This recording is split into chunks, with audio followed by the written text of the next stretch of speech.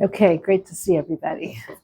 So this week is Parshas Vayeitze, which means to go out. And it starts with Yaakov going out. He's leaving his home. He's going out to Haran, which we already know from last time is Charon Afshal Olam, God's wrath in the world. It's a place of immorality. So he's leaving this holy place of Israel. And if we recall, the reason why he's leaving, both his mother and his father tell him to leave. And they tell him to leave for different reasons. Rivka tells him to leave because she knows that his brother Esav is ready to kill him. And his father, Yitzchak, tells him to leave because he tells him to go find a wife and to start his family. So he leaves this the first person that hates him, Esav, the first Jew he hater, and we were talking about when does anti-Semitism start? That's when it started. And he goes to Lavan, who becomes the second Jew hater, who's also ready to kill him and destroy him, as we'll see at the end of this week's Torah portion and next week, how Lavan chases him and wants to really destroy, even though it's his children and his grandchildren, but he wanted to uproot Judaism. He wanted to uproot this whole idea, this whole theology of Judaism. So he's leaving this beautiful place of the land of Israel, and he goes to outside of the land of Israel to a place where he's going to encounter a lot of difficulties. In fact, Yaakov, from all the patriarchs, was the one that encountered the most difficulties in life. We see that he encountered so many difficult things. First, Esav's out to kill him. Then he comes to Lavan, and he's working hard for so many years. He wants to marry Rachel. Instead, he marries Lavan, Leah. Lavan. Instead, he marries Leah. His father-in-law, Lavan, cheats him. He keeps on cheating him, not only with giving him the wrong bride, but he also tries to cheat him out of his wages. But he pursues. He ends up leaving with a lot of livestock. He leaves there, and then his wife Rachel, his beloved, dies on him at a young age. I mean, his life is full of so many difficulties. Then his daughter Dinah is taken, and she's raped. She's raped by Hamor. Then afterwards, he has after Dinah, he has the whole issue with his son Yosef, who his sons sell and send him down to Egypt. He thinks he's dead. Finally, at the end of his life, he has the whole thing where he's brought down to Egypt, which isn't exactly the nicest place. And those are his calmest years of his life. So Jacob's whole life is full of so much turmoil, people dying, tragedies, difficulties, nonstop working and being harassed by people when he is doing this work. And this is starting in this week's Parsha of Vayeitze. He's going out. He's going out into the world. He's going out into the world, to the big bad world, and dealing with it. And in a way, the commentators explain this is a metaphor really for the soul. So Yaakov is doing that, but we're also doing that. Our soul is in heaven, in this spiritual, beautiful place, and it comes down to this world. And it's a place that is sometimes filled with a lot of darkness, a lot of difficulty, a lot of challenges, a lot of obstacles, a lot of hardship. And you're working day and night to make a living, right? You're toiling hard. And this one swindles you, and that one swindles you. And you have all these tragedies in life. Unfortunately, we all encounter, halavai, we should all be spared, but unfortunately, we all have so much grief and difficulty and turbulence and challenges. This is what we all encounter in our lives. This is what the soul's journey is. And in addition to that, we're also we're so torn personally because there's so many things that we're torn about. Do we do this? Do we do that? Do we find our higher selves? Do we get to do what we follow our egos? So there's so many things that are pulling us and challenging us and being in this world is very difficult, right? Okay, we're all nodding. So we're all like, yeah. I don't even have to elaborate. We all know it more than enough. And this is really the saga of the Jewish people as well in exile. We're torn from our land, and we see now what's happening right today in this day and age. It's been difficult. It's been a very, very long journey, and the journey is full of a lot of hardship and a lot of difficulty and a lot of persecutions and a lot of tragedy, nonstop, and grief. Till today, we're experiencing. We thought it was over. We thought never again. We say the slogan, never again, it's never again. And we see never again is now. It's constantly. It's something that's going to keep on being until Mashiach comes. So this is the story of the soul. This is the story of the Jewish people. And this is the story of Jacob, of his Vayeitze, his leaving to go out into the world. And yet, Judaism always it says all the bad things, and then it comes up and says, but there's always a silver lining, right? And that's what the Jewish people are. Everyone's fighting us and bullying us and fighting against us and pushing us down. And we, instead of just being so downtrodden, we always find that silver lining. We always say, but.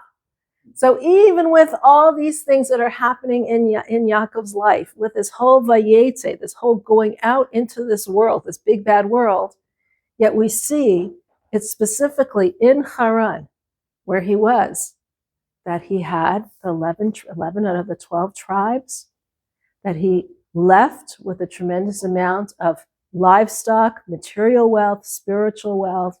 He became Yaakov because of this. So had he stayed in the land of Israel, in his little tent of learning, studying Torah all day long, we wouldn't have had this Jewish people.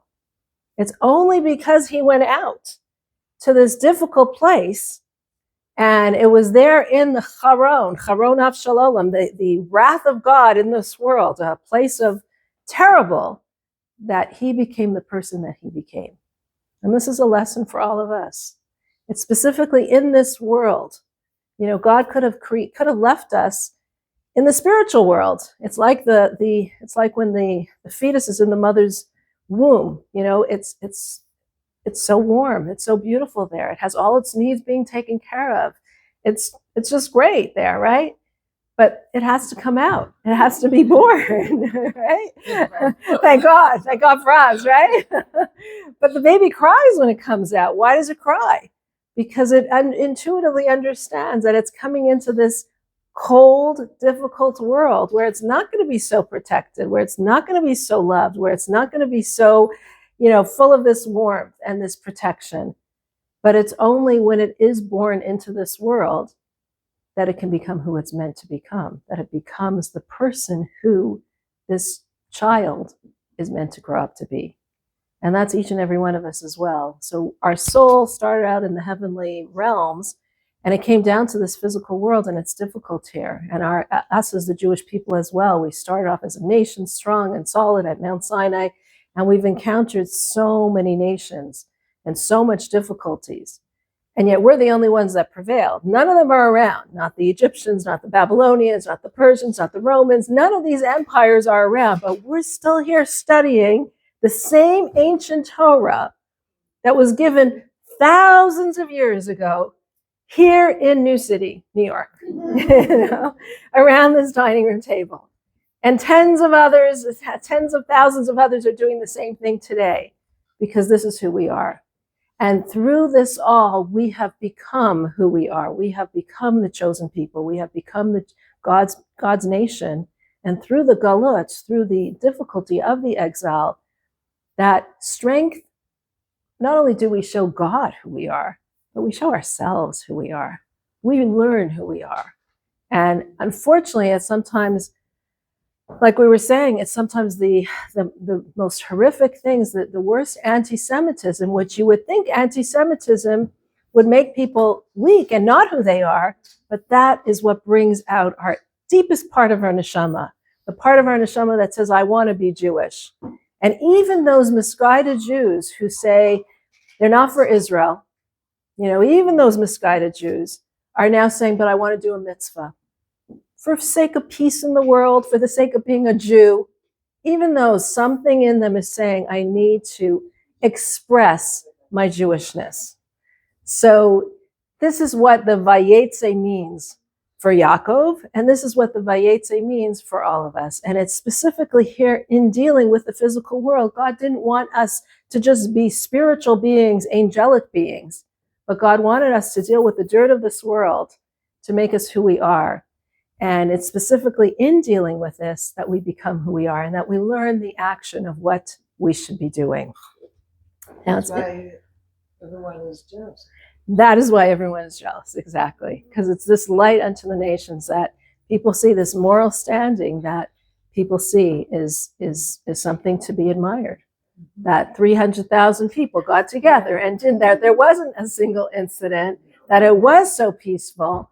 That is something like, what's going on? Like, people can't emulate it. And that's it's glaringly obvious. I don't think the world understands us. They don't understand us. They don't understand. They don't have to understand us, but they do. I mean, we're not bothering them. Don't bother us. Yeah, exactly. Like, I mean, we're 15 million people in a world of 9 billion people. Like, we're just like a little speck. So why does it bother people? And the land of Israel is like a tiny little speck on the map. You can't even write Israel on it. You can't even write it. It's that tiny. Like, so why is this obsession? And it's nothing but an obsession throughout all the ages. It doesn't make sense. Why is there this obsession with the Jews and with the genocide to the Jews and kill the Jews? Why? Who are we touching? Who are we bothering? Who are we interfering with? But there's almost this, and it's been this obsession throughout all the ages. From the Crusades, from the Spanish Inquisition. Like, why? Why do you care what we're doing in our faraway land? Like, who cares? And it's not like we're even a threat to you. We're not trying to proselytize. We're not trying to proselytize anybody. We're just being our quiet little beings in our little corner. Like, why bother? But it's this, on a spiritual level, it's this inability that they can't stand what we stand for. Exactly.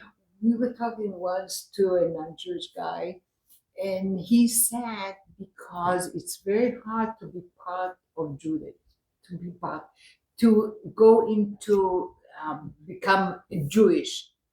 So they think that the Jews are very snobbish. They don't let everyone come in, and it's very hard to be Jewish. Interesting. You have to go through a whole process. Yes. Right. Become a Muslim, right. become Christian. It's very easy. Right. Yeah, just right. baptized or whatever. Yeah. So that's one of the reasons that people don't like us. Interesting. Yeah. Interesting. That's, and it's also like those who are, I mean, there are Chasidei Umos Ha'olam, this is the righteous of the non-Jews, who admire who we are and admire what we are. I don't know, the person who just became the prime minister, president of Argentina. Right? Saw the clip? He's talking about the Rebbe. He's talking about the Rebbe. Yes, he is. He's like in his speech, he was doing an interview when he said that the Jews have this book. He's like, this incredible book from the Rebbe. And I also went, not a political, not a religious reason. I went to the OL. It was such a privilege. And I'm listening to this, I'm like, wow. And the Rebbe did see a lot of non-Jewish people too. Absolutely, for sure. 100%. Yes. And they asked him if he wants to convert, and he says, not right now because I have too much to do, but maybe after. Yeah, so that's interesting.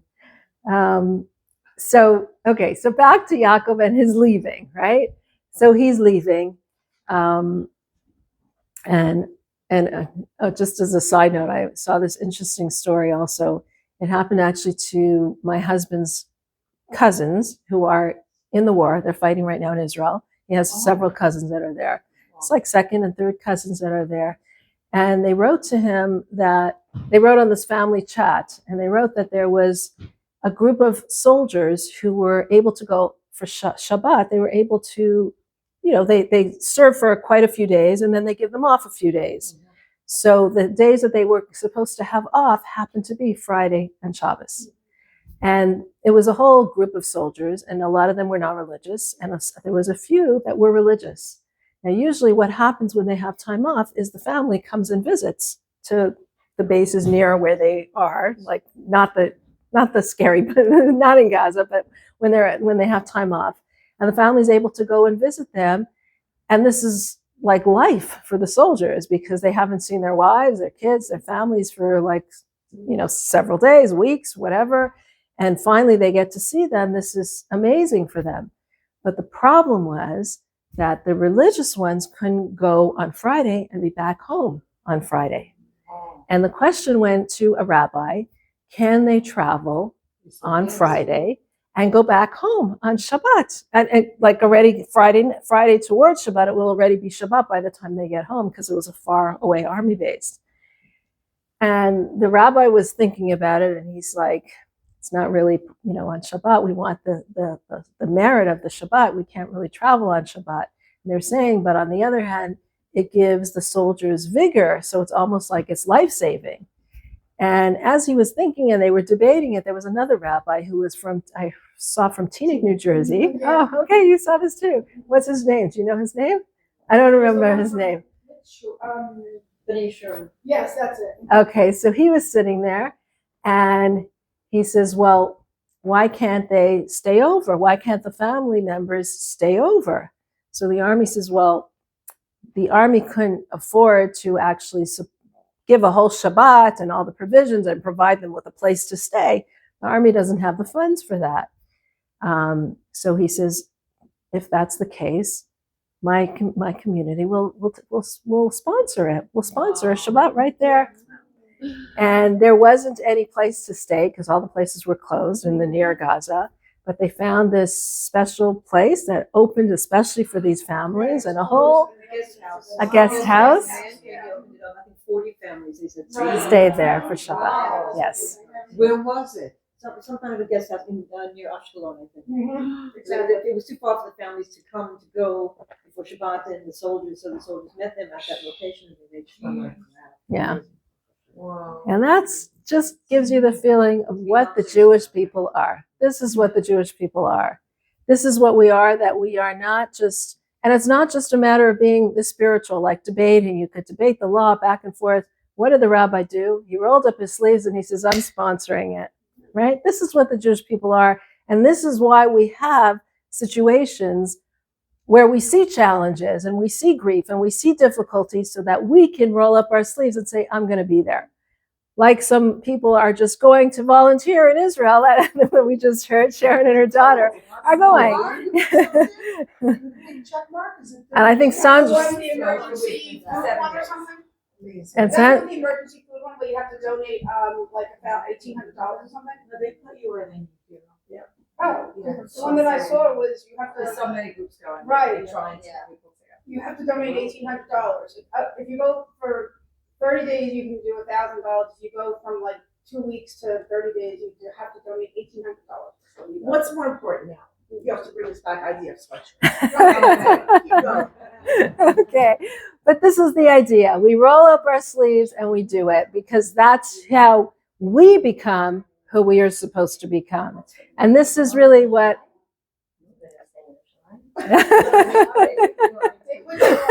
I shouldn't have said anything, right? Yeah, this is what of course, this is amazing. This is amazing. And as much as, excuse me for saying it, but as much as you're going to do for the people are going to be doing for you by you going and it's like that's what Judaism is about. As much as the giver is doing for those who are receiving, that it's the giver is also receiving from them. I have to say the response in Israel from the march last week in DC was unbelievable. Yeah. It elevated the morale in that country. Yes. Like they felt so alone because the whole world, For sure. is against them, and they're trying to be above board and keep sending pictures and justifying what they're doing. And then they saw this outpouring of love and support. They were blown away. They saw the whole thing was televised. My phone was ringing off the hook. It was so really Amazing. It was such a good. Whoever went, for us it was a good feeling. But what we did for them Right. was Right. Well, just Not not as as there there for purely giving in selfish reasons, context. 'cause I knew it was The word motivation. natan is a palindrome. Like, Right, that's And true. those who the giver and Right, exactly. Receiver. You get. Also the receiving back. So true. So true. That's very true. That's a good point. Okay, so that's what we're all about. We go into this darkness. The Jewish people, we're all into Vayeitze, getting our hands dirty, and in the process becoming who we become. However, what does Yaakov do when he goes? Like he's going, and it says he stops in a place, and the place that he stops in is actually the Har HaBayis. It's the holy place. And that's where this was the place that, and he has a dream, exactly. This is the place that Avraham took Yitzchak for the Akedah. He was about to slaughter him because this is what God wanted, and God told him, don't. This is the place that when Rivka's coming to see, she's coming with Eliezer to her groom, to Yitzchak, and she sees Yitzchak coming and praying in the field there. So we see that Avraham looks at the place and he looks at it, and it's this mountain, this this mountain that he sees. Yitzchak, it describes it as him praying, and Rivka seeing Yitzchak. This is the first time she sees her groom, and she like covers herself over with her scarf, and she says to Eliezer, who's this holy man? He says, that's Yitzchak, that's your groom, right? So he was praying. He was in the middle of praying the afternoon prayers. And now this is Yaakov, who's there in the evening, and he's there now, and he calls this place, as we're going to see, he calls this Beit Elokim, the house of Hashem, Beit Hashem, the home of Hashem. So we're going to talk about those three paradigms and what they mean. But before we get there, he sees this place and he lays down there for the evening. He doesn't realize this is such a holy place. This is Har HaBayis. This is where it started from. You know, this is for the very beginning we have it. And as he's lying down, he puts some stones around his head. And the reason why he puts stones around his head on a simple level is to protect himself from the animals that are wandering around. But Rashi explains here, if he's trying to protect himself from the animals, it would be normal that he would put it all around his whole body, right? Why just his head? So there's a deeper explanation of why he's putting it around his head. And that is because he wants to protect his head specifically from the environment. And what does this mean? This means when we're going out into the world, as we're meant to go out into the world, as we're meant to get our hands dirty, as we're meant to go into this big bad world, but how should we go into this world? With our head protected, meaning with our ideology protected, with our faith intact, knowing who we are. We have to remember who we are, and our head, our thoughts, the highest place of a person, that needs to be completely protected. So we're going into this world, but we have to go into this world with an understanding of who we are and what our purpose is and what our mission is, and never lose sight of this. And this refers to even on an everyday basis, on a mundane basis. You know, you wake up in the morning and we all have to run off to work because we all need to make a living, right? It's all about making a living and making that dollar. But when you are making that dollar and you're pursuing material reality, which is what we need to do, the head has to be protected. Meaning, the head has to realize the money isn't coming from the work of my hands. Obviously, we have to make that vessel, but it's all coming from God. We need to protect our heads so our heads don't become so into what we're working on that this is who we are. We have to remember our mission and our purpose in life. And the mission and purpose of life is not just to make the buck. We have to make the dollar. We have to make a livelihood. We have to get involved in the matters of this world. But while we protect the head, while the head remembers who we are, what we are, and has the faith in who we are.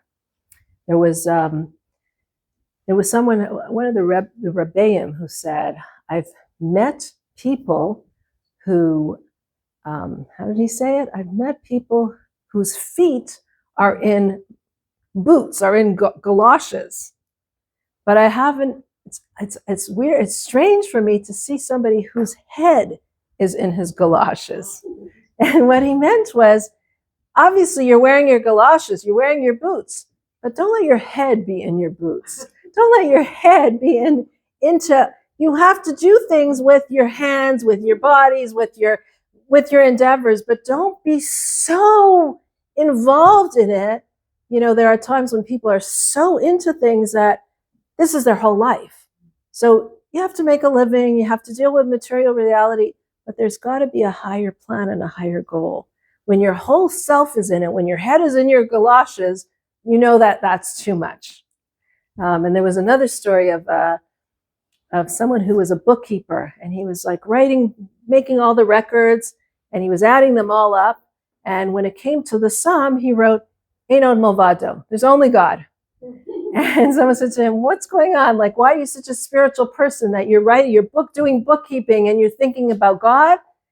And he says, "Well, if when a person's praying, when we're talking to God, you could be thinking about how much money I'm making and this business deal and the stocks, and are my stocks falling and my stocks rising? Is this investment going?" If that's what my head is thinking about when I'm praying, then it's okay that when I'm working that I'm thinking about God too, right? So this is what Yaakov teaches us with the lesson of the stones around his head, to protect our head, to protect ourselves on this mission that we're on, to realize our faith, to realize who we are, to protect that integrity, even when our feet need to get dirty and our hands need to get dirty with the works of this world. Make sure your head is not in the galoshes. Okay, so he has this dream, and in his dream he sees the angels going up the ladder and coming down the ladder. And on a simple level, this means that the angels that were accompanying him from the land of Israel were going up because they had to leave, and the new ones that were accompanying him to outside of the land of Israel were coming down to take him there. But there's many ways of looking at this ladder and the rungs of the ladder. It says there was 4 different rungs on the ladder. And as he was seeing these angels going up and going down, and the 4 rungs, according to the Midrash, is that God was saying to him, Yaakov, there are 4 different nations that are going to subjugate the Jewish people. And they are Babylonia, Paras and Madai, the Persians and the Medians, Yavan, Greece, and Rome, the Romans. We're right now in Rome, right? We're in the last part of Rome, which is morphed into the whole Christian and Western world, that exile. The final one is obviously Ishmael, but that's already in the wars of Gog and Magog, and that's where we're up to right now. So he sees these 4 different kingdoms. He sees these 4 different kingdoms ascending, going up the ladder, and descending, meaning they reach their high and then they fall. And God says to Yaakov, Yaakov, you also go up the ladder in his dream. This is according to the Midrash. You also go up this ladder. And he was afraid to go up. He was afraid to go up because he was afraid that he too would fall and there would be no more. Just like all the nations went up and fell, he too would fall and there would be no more. So God said to him, you wouldn't have fallen, but because you didn't go up, your people are going to be subjugated to these 4 different kingdoms. And he says, oh, does that mean like forever? And God says, no, don't worry. At the end, I will take you out. I will protect you. I'll bring you back as my people. But they will be subjected to these 4 different nations of the world. So that's the imagery of the ladder, and the angels are going up the ladder, and then the angels going down. That's on a cosmic level. On a more personal level, the ladder and the angels going up and down the ladder also represents tefillah, prayer. This is the place. It was actually Har Habayis. So this is the place where our prayers really go up to God. If any of you ever prayed at the Kotel, you feel that energy, you feel that spiritual charge, that the prayers are actually going up to God. So prayer is that time when our prayers are going, we're creating angels with our words, angels that ascend, and those they then bring down further angels of blessing, the blessings that we're asking for. That's the idea of prayer. We're standing on the ground and we're reaching into the heavens and we're bringing down, we're affecting change from the heavens. And in fact, we see that our prayers, there's 4 different parts to our prayers. There's the first part of our prayers that are up until Baruch She'amar. And this part of our prayers is considered the basic parts of our prayers, which is just the submission to God. That's the submission part to God. We're starting our prayers, we're saying, God, I realize that you're my king. I'm submitting myself to you and to your being my king. The second part is from Baruch She'amar Psuke de Zimra until the blessings of Shema. And this part is our emotional self. So we're starting off with the recognition that there's a God in this world. The second part is we're saying, I want my emotional part to be subjected to God. I'm feeling this love for God. I'm feeling this emotion towards God. Then the third part is when we say Shema Yisrael. And that's when we're reaching our intellectual abilities. So our intellectual abilities are saying, God, I realize that there's only one, meaning there's only this one force in this world, and God is everything. And then finally, when we do the Amidah prayer, that's the prayer where we stand with our feet together, and we bow down 4 times during that time. That's the holiest part of the prayer. That's where our soul is one and one with God. That's the highest level where our soul is actually connecting to God so closely and so powerfully. So these are the 4 parts of prayer, the parts where we submit to God, the parts where we feel an emotional connection to God, the parts that we feel an intellectual connection to God, and then the parts where we feel an even deeper connection where it's the essence, my essence, actually talking to God's essence. And that's when we stand like with our feet together, right? If you ever wondered why are we standing with our feet together, we're actually emulating the angels who don't have feet, who don't have like feet, and we're standing together like angels, submitting to ourselves to God. That's the highest part of the prayer. So this is what the Sulam has. This ladder has the imagery of it. Now, there's a really cute thing that I found about the ladder, this Sulam, this ladder that was going up to God. Who's good at math here? Okay, we're going to do the numerical value of the word Sulam. Okay, the gematria. So we have a samach, which is 60. We have a vav, which is 6. We have a lamed, which is 30, and a mem, that is 40. So 60 plus 6 plus 30 plus 40, which is, she's good, she's fast. 136, right? Okay, now let's take the word.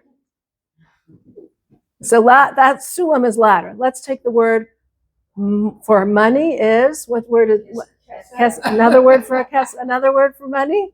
Mammon. Let's do mammon. Mem is 40. Mem again is vav is 6. And nun is 50. So we have 40 plus 40 plus 6 plus 50 is 136. Now another word. The word for poor. A poor person is oni. Ayin. Oni. Right. Ayin is 70. Vav is. Nun is 50. Yud is 10. Total is 70 plus 6 plus 50 plus 10, 136. So, exactly. So what is it telling us? That money is sometimes you're up, sometimes you're down. It's just the same thing as a sulam. It goes up and down. Poor and rich, it goes up and down. And it's all a matter of what God wants of us. Very wild. I thought that was really cute. Yeah, that's right. Mammon. Mammon. And 4 was Oni. Okay. So in this dream, God promises that, very importantly, God promises Jacob that you are going to get this land. Again, so many times we've been promised the land. This is our land. You're going to get this land. You're going to have many children. Ufaratzta yama vakedma tzafona v'negba. This is a song that Hasidim, especially in Lubavitch, we love to sing. You're going to spread out into the world. Right. You're going to spread out north, south, west, east. And this is the Jewish people. This is what we're saying. The whole parsha is about Vayeitze, how we spread out north, south, west, east. You're going to be like the dust of the earth, meaning you're going to be everywhere, all over. And the purpose of Galut is that we are everywhere and that we elevate all aspects of reality, that we have to be even in South Africa, even in Australia. You have Jews everywhere in the farthest corners of the world. You know, it's like they had a picture of Mars once, and it was like next Chabad house, right? And for sure in Gaza, it was like next space Chabad, right? So everywhere, this is what the Jewish people are. We spread out everywhere. So God tells us, you're going to spread out everywhere, but I will not forsake you. I will never forsake you. This is where God tells us, I'm going to keep you, and I will never forsake you. And you are going to be blessed from all the families of the earth eventually. Yes. That's why you have Chabad house everywhere in the whole wide world. I'm serious. In every place. Well, on a basic level, we have a Chabad house everywhere because there's Jews everywhere. Anywhere there's a Jew. But there are only Chabad. You don't see others. Well, this was the Rebbe's vision. You know, the Rebbe had a vision. Every Jew needs to be saved. Every Jew needs to be taught. Every Jew needs to be educated. Every Jew needs to know who he is and what he is. And that's what we're all about. But on a deeper level, we need it to be everywhere because this is what we're all about. Bringing the sparks of holiness from all these places and elevating every single place. And Hashem said that to Yaakov? Hashem said this to Yaakov, yes. Was that like after his dream? In the dream. In the dream. The dream was like a prophetic dream. That's why he saw the 4 rungs of the ladder. And after that, Jacob says, interestingly, Jacob says he promises to do what we've just done, which is give tzedakah, to give a tithe. He says, God, you're going to be with me. I'm going to give maaser, which is a 10% of whatever we have. We give to others. We give to tzedakah. We give to those in need. And also, this has been part of our heritage from way back. This is who we are. This is who our people are. And I just want to end with one last thing because time is running out, and that is yeah, okay. I only realized because I see the time on here, so I know how to pace myself. So we see one last thing that I want to talk about, and that is Yaakov versus Avraham and Yitzchak. We started off saying that this was the same place that Avraham was, Yitzchak was, and Yaakov now was. Now, when Avraham was there, he saw this mountain, right? He looked at this place, this Temple Mount, as a mountain. Yitzchak, it's described as a field, and Yaakov describes it as a home of God. And these are reflective of the 3 different parts of each of the personalities of Avraham, Yitzchak, and Yaakov, what they all personified. So we know Avraham was what? What was his personality? Kindness. He was chesed. He was just benevolence, giving to everybody. And that's like a mountain, right? It's just out there. It's just this big thing of love to everyone all around him. Yitzchak, on the other hand, we said was the opposite of and this is where we said that Judaism says everyone's welcome, no matter what your personality is, everyone's welcome. Yitzchak was the opposite of Avraham. He was gvura, which means strength, discipline, What did you say? gvura. Gvura. So while chesed is doing, gvura is discipline. It's more inward. Chesed is outward. It's to everybody. Gvura is heroism. Heroism, but it's also strength. Oh, Gibor, a strong person.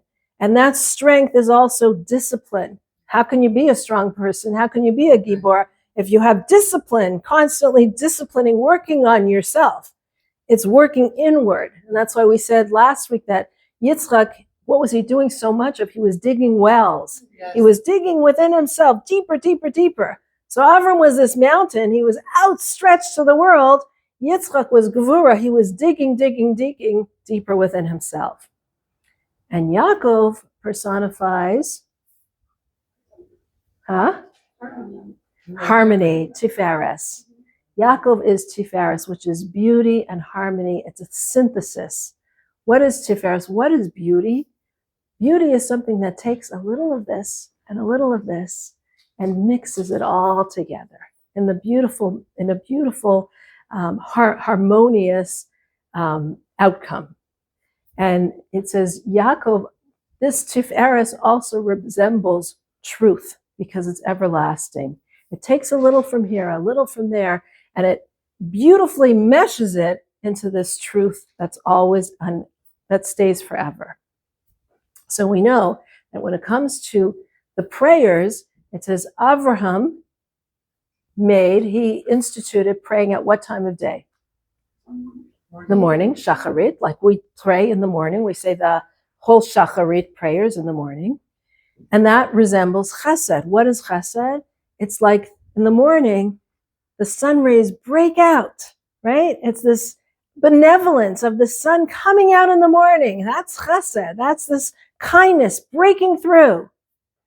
Yitzchak, who resembles Gevura, this discipline, this inwardness, is mincha, when things are restrained, this discipline in the afternoon when the sun is already setting, when this benevolence of the sun, this rays of the sun are now setting, they're being tamed. And Yaakov, though, represents Tiferes, which is beauty, and he did which prayers? Not the mincha, not the afternoon prayers, but the Ma'ariv, the evening prayers. And the reason why in the evening is because truth and harmony is something that is always there. Even it's consistent. It's always, truth is something that's everlasting. So he did it in the evenings, even when God is in the evenings, when God is concealed and you don't see him and he feels like he's not there. That's when Yaakov is able to see God as well, because it's this constant, this beautiful tiferet, this beautiful mixture of everything. And that's why it says Avraham had Yitzchak, beautiful righteous son, but he also had, well, Yishmael, who took his chesed and used it in the wrong way, who took his outward boundness, extroversion, and used it in a negative way.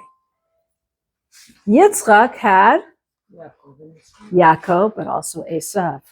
Esav took his gvura and used it in a negative way for killing and for harming.